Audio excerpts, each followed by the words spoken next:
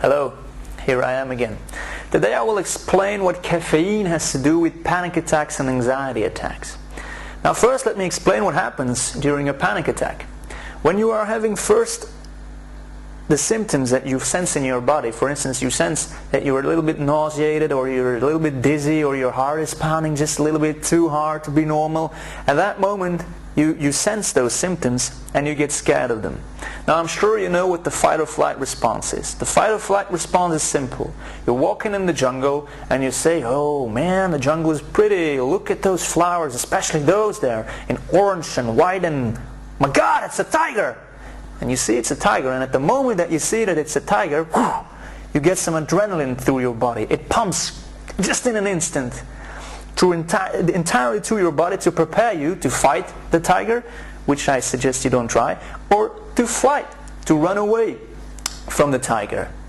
That is what happens. And I don't know if you can mimic the feeling, but if you are walking downstairs and you almost fall, so you just trip, but at that moment your heart is beating like crazy, and that's what the adrenaline did. It just prepared you to fall or not to fall. So you're in the jungle and you got the tiger right in front of you, and at that moment the adrenaline goes through your body. It prepares your heart. Your heartbeat goes up so you're ready to run. Your blood gets sucked away from your internal organs that are not needed to fight or flight, so your digestion is stopped. You might feel a little bit nauseated, but that is not going to worry you, since you just got to focus on the tiger that is standing and smiling there and looking at his meal. And you will get some dizziness maybe. You will purely be ready to fight or flight. That's what it does. Now it's great and it can save your life, of course, but the problem is that your brain in this case sees that tiger and knows, okay, there is a tiger, and you say that to yourself, there's a tiger, so it's normal that I'm scared. I mean, when the tiger is in front of you, you will probably not say, oh my God, my heart is beating like hell. Am I going to have a heart attack? I better call the ambulance because I'm going to have a heart attack. You're probably not going to think that. You're going to focus on the tiger. Now the thing is, suppose you're driving your car and you get in a huge traffic jam. And say that you're scared to drive your car, and you're especially scared to be in traffic jams. So you're sitting there and you sense your heart beating faster. At that moment you're going to say, oh no, my heart is beating faster. At that moment you will be afraid of the internal symptom you are having. Now for your brain it's exactly the same as a tiger. If your brain is scared of the tiger, it creates adrenaline because it knows you're afraid of something. There is no tiger. It just knows you're scared to death of something. And if you're scared to death of those symptoms, the adrenaline will come and you will get that fight or flight response. Now what does this mean? You're sitting there in your car. You get the fight or flight response, meaning it will make you nauseated, a little bit dizzy, your heart will pound even faster. So what do you say? Oh my, it's real. This is a serious problem, making you even more scared. And when you're more scared, there will be more adrenaline in your body, and that way you get the vicious circle. And the vicious circle will, every time you are afraid of the symptoms, pump more adrenaline, make you more afraid, bam, bam, bam, and you get a full-blown panic attack. That's how it works. Now, what does the caffeine have to do with this? Caffeine is a stimulating substance that mimics adrenaline in your body. It is a lot less powerful, of course, but it still acts the same way. It is a stimulant and it is a pro-oxidant. Now what does this do is that it will increase your heart rate. It will make you a little bit dizzy. It will make you a little bit nauseated. And for some people they have to drink a lot of caffeine to get this, but for most people, probably you and me, the sensitive people, we get it rather fast. And you might say now, okay, but I am drinking caffeine for 20 years or even longer, and I drink 8 cups a day, and I mean, why is it a problem all of a sudden?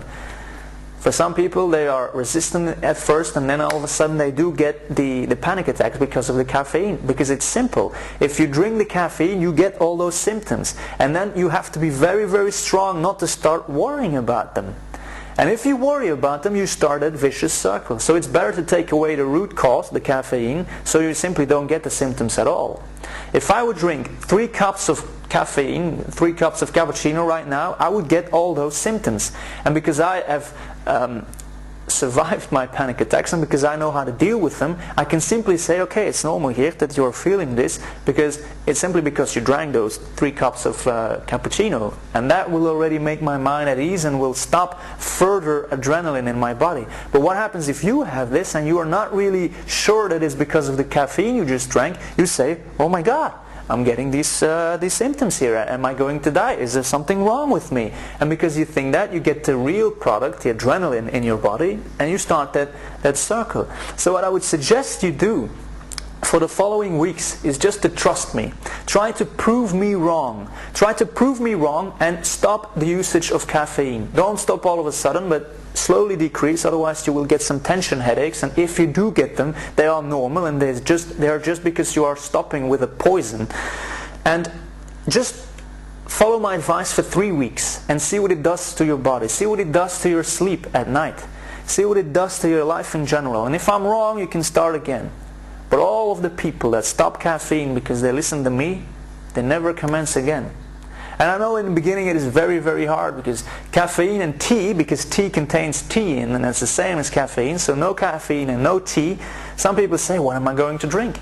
Now, for instance, I drink just hot water with a little bit of lemon squeeze. You can buy it in a bottle, some lemon juice, and a bit of sugar. Real sugar. No aspartame, no NutraSweet, real sugar.